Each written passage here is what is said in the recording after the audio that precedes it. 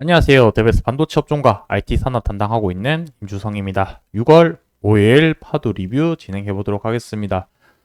정말 얼마만인지 모르겠는데 다시 한번 간만에 의미 있는 반등이 오늘 나오게 되었습니다. 그래서 오늘의 상승에 의미가 있는 이유에 대해서 한번 말씀드릴 거고요. 그리고 추가적으로 앞으로의 대응 방안에 대해서 같이 한번 살펴보려고 합니다. 자, 그래서 영상 시작하기 앞서서 어제의 뉴스 내용이 있는데, 이 뉴스 내용들을 하나씩 좀 읽어보면서 관련된 내용들을 한 번씩 점검을 해 보려고 하고요. 그리고 이제 오늘 상승이 의미가 있었던 이유는 차트를 보면서 한번 말씀드리려고 합니다. 그리고 이제 앞으로 이제 주가가 펼쳐질 예상 시나리오에 대해서 예상되는 심리 변화를 가지고 한번 말씀드릴 텐데, 이 부분은 저의 100% 주관적이고 경험적인 내용이니까 그냥 단순하게 저렇게 생각하는구나 참조 용도로만 들어주셨으면 좋겠습니다. 자, 오늘 또 영상이 또 말이 길어질 수도 있으니까 각설하고 좋아요, 구독 한 번씩만 눌러주시고 응원 댓글 많이 달아주시면 제가 영상 제작하는데 큰 힘이 되니까 한 번씩 부탁드리면서 어제자 뉴스 한번 살펴보고 넘어가 보도록 하겠습니다. 자, 어제자 뉴스인데 이 뉴스 기사가 여태 파도 일대기를 조금 담은 내용인 것 같아서 같이 한번 좀 살펴보고 넘어가 보도록 하겠습니다. 이제 파도 사태라고 해서 SK하이닉스는 왜 TSMC 이용권을 나누었나라는 제목으로 내용이 나오게 되었는데, 여기서부터 이제 주된 포인트 내용들이랑 거기와 관련된 우리가 함께 살펴봤던 내용들에 대해서 같이 한번 살펴보도록 하겠습니다. 자, 파도 같은 경우는 코스닥 상장할 때 제시한 연간 매출액은 1,200억 정도였으나 실질 매출액이 200억 정도에 그치면서 공모가의 고평가 논란이 계속해서 벌어졌었죠. 이 부분 때문에 아무래도 IPO 심사가 절차가 좀 더 까다로워졌고, 자, 그러다 보니 그 사태로 인해서 금융감독원이 이제 좀 언론적인 질타를 받게 되면서 파도에 이런 압수수색을 펼치면서 지금 아직 남아있는 사법 리스크가 존재를 하죠. 그런 일련한 과정을 거치고 있는데, 우리가 지금 이 부분에 대해서 제 생각을 한번 좀 말씀을 드리고 넘어가 보자면은 파도가 지금 남아있는 게 사법 리스크지 않습니까? 사법 리스크. 근데 여태 이러한 일련의 과정들을 살펴보면은 결국에 금융감독원이 파도를 압수수색한 이유는 근본적인 원인을 우리가 다시 한번 고민을 해보자면 실적 때문인데, 여기서 언급된 것처럼 이제 상장 때 제시했던 연간 매출액이랑 실제 매출액이 차이가 난 부분에 대해서 이 부분이 중점을 가지고 수사를 할 걸로 예상이 되어지고요. 이 부분과 관련해서 제가 영상에서 지속적으로 반복적으로 얘기 드렸던 부분은 이 매출액 예측치 같은 경우는 포캐스트로 해서 그 기준을 가지고 데이터를 가지고 예측을 한 부분이었었고, 매출이 이렇게 차이가 나는 부분에 대해서는 그 뭐라 해야 될까요? 이 산업 구조 특성 때문에 발생된 상황이다라고 말씀을 드렸던 것 같습니다. 왜냐하면 자동차 산업 같은 경우는 보통 연간 생산 계획을 맞춰 놓고 월별로 그 할당된 생산 계획에 맞춰서 생산을 진행을 하는 이런 시스템이고, 파도와 같은 이제 생산 시스템 같은 경우는 연간으로 계획해서 생산하기보다는 한 달 전에 발주를 해서 생산하는 이런 시스템이다 보니 예상했던 거 별개로 좀 변수 사항이 많다라고 볼 수 있겠습니다. 자, 그 변수가 어디서 발생이 되었냐라고 한다면 연말에 AI 시장에서 발생이 되었죠. 그러다 보니까 이 투자를 선점하기 위해서 메타에서도 기존의 데이터 센터 투자를 잠시 멈추고 AI용 데이터 센터로 해서 투자가 대부분 몰리게 되었습니다. 그러다 보니 매출이 중단되었고 실적이 줄어드는 현상이 발생이 되었기 때문에 이 부분에 대해서는 뭔가 의도하거나 나쁜 그런 마음을 먹었다라고 해야 될까요? 그러한 부분이었고, 이런 산업 구조에 따른 특이사항이 발생되었다라고 말씀드릴 수가 있을 것 같습니다. 근데 다만 이 공식적으로 이 뭐 3분기랑 4분기 실적 발표하기 전에 상장 때 대략적인 시기가 3분기를 거쳐가고 있던 시기였기 때문에 내부적으로는 아마 매출에 대한 예상치는 알고 있었을 거라고 생각이 듭니다만 그 부분에 대해서 공식적으로도 언급할 수 없었던 부분은 결국 무엇이었냐면 공식화된 실적이 아니어서 발표를 못했던 거죠. 예. 그렇기 때문에 뭔가 법적으로는 크게 문제 없기 때문에 저는 이 사법 리스크가 굳이 뭔가 문제가 될까라는 게 저는 그렇게 생각을 하고 있거든요. 그러다 보니까 저는 높은 확률로 별일 없이 지나가지 않을까라고 생각은 하는데, 다만 많은 분들이 이 부분을 좀 우려를 하시고, 저도 100% 확신을 말씀드릴 수는 없기 때문에, 항상 이 작은 리스크도 좀 계속 염두를 하면서 지켜보자라고 이렇게 말씀을 드렸던 것이었습니다. 그래서, 추가적으로 더 말씀을 드리자면은, 메타에서 하이닉스랑 파두 컨트롤러를 사용을 해서 납품을 해줘라는 이렇게 지정을 했기 때문에 하이닉스랑 파두가 같이 TSMC로 위탁 생산을 맡기면서 생산 구조가 이렇게 진행되었다라고 보시면 될 것 같고, 뭐 하이닉스의 SK 하이닉스가 파두에 전환해준 TSMC 생산 권리에 대한 거는 뭐 이 부분이라고 보시면 될 것 같습니다. 메타가 파두를 사용하는 부분에 대해서 지정을 해줬기 때문에 그런 부분으로 해석을 하시면 될 것 같고, 이제 뭐 여기서 밑에 내용을 좀 더 보자면은 TSMC 같은 경우는 이제 여기 내용이 보시게 되면은 TSMC 같은 경우는 첨단 공정을 사용을 해서 뭐 가관이 아니다라고 했고, TSMC가 업계에선 슈퍼을이다라고 불리는데, 슈퍼을은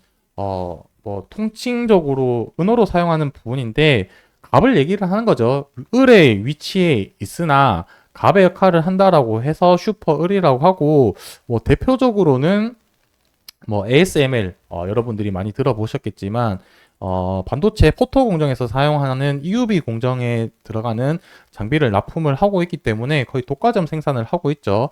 그러다 보니까 이 ASML도 슈퍼을이라고 불리는 기업 중에 하나다라고 보면 될 것 같습니다.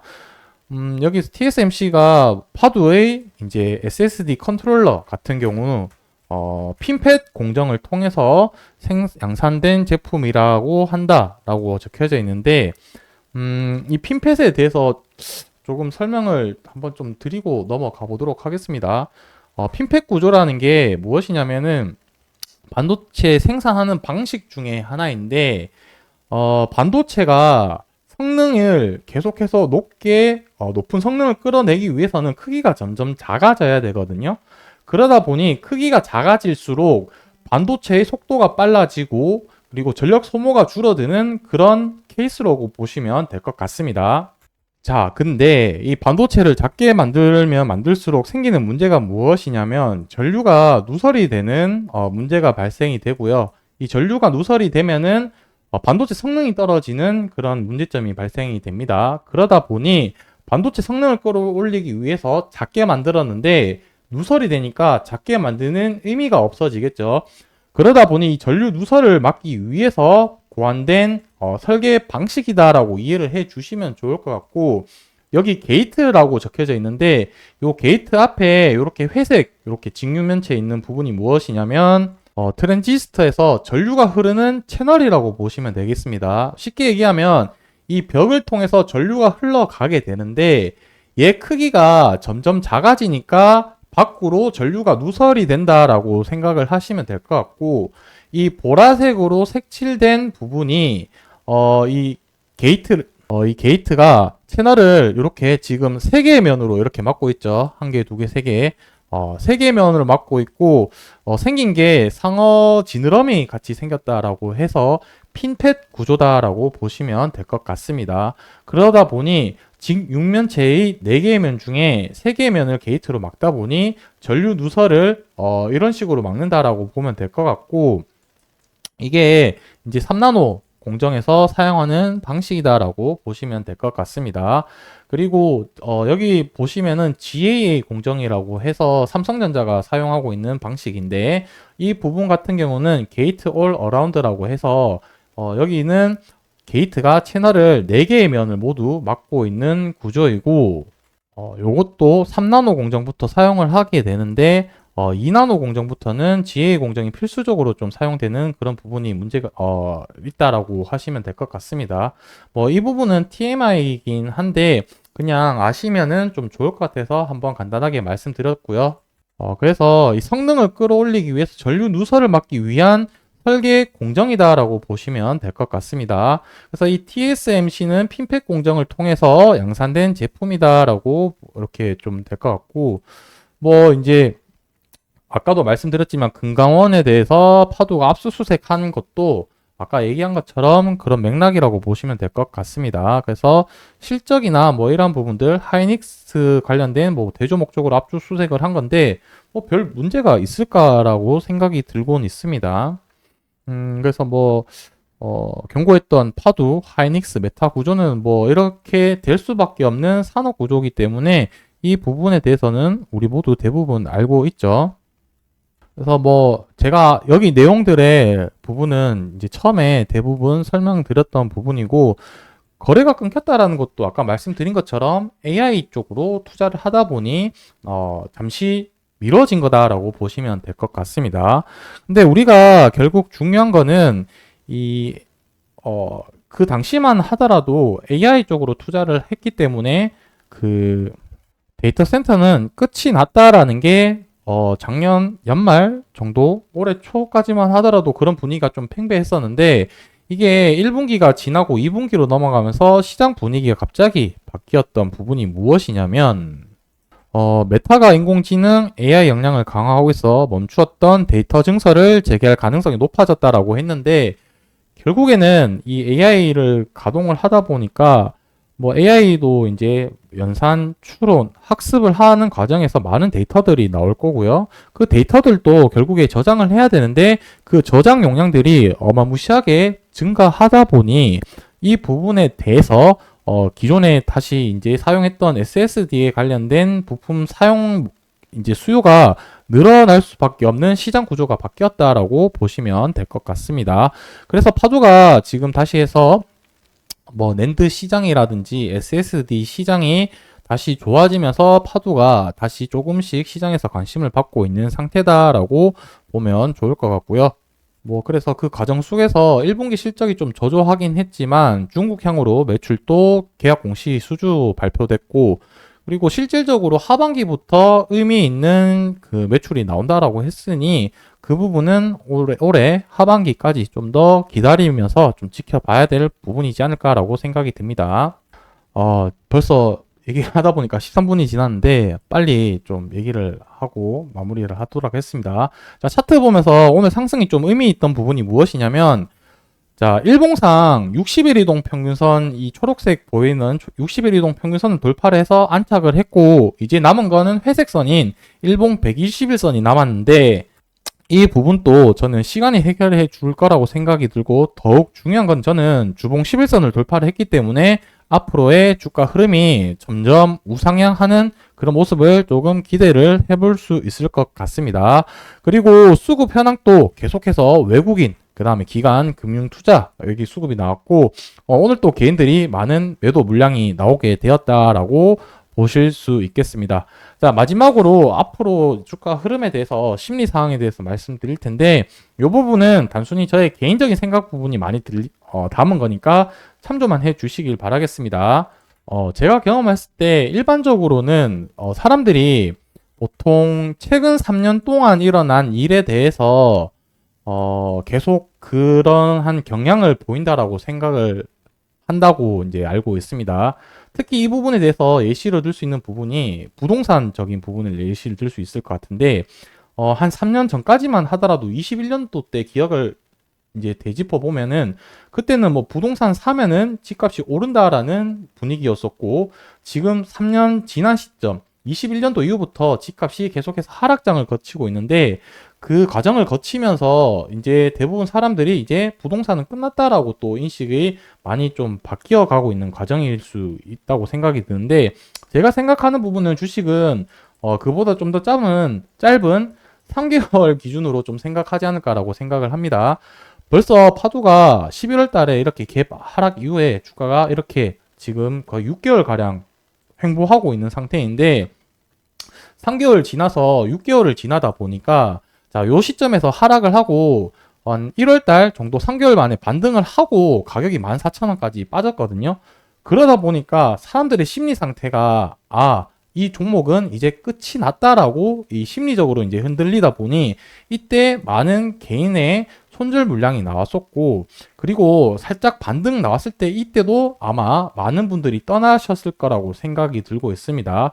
그리고 오늘 또 지금 주가가 2만원까지 반등은 하진 않았지만 아까 보셨다시피 개인들의 많은 물량이 나오게 되었죠. 자, 제가 여기서 말씀드리고 싶은 부분은 무엇이냐면, 제가 계속해서 영상을 찍으면서 파도에 대한 기업 가치를 말씀을 드렸지만 사람들의 이 기업 가치에 대한 부분들을 놓치고 심리에 휘둘려서 이런 식으로 많이 이제 시장을 떠나는 경우를 많이 봤기 때문에 이 부분을 좀 더 말씀을 드리고 싶었던 부분인 거고, 아마 이럴 수도 있을 것 같습니다. 지금 이 최근에 나왔던 고점 위치로 가격이 이제 또 올라가게 되면 사람의 심리가 어떻게 되냐면, 이제 그만하고 싶다라는 회피 심리가 발동이 되어서 여기서 주가가 많이 또 변동성을 일으킬 겁니다.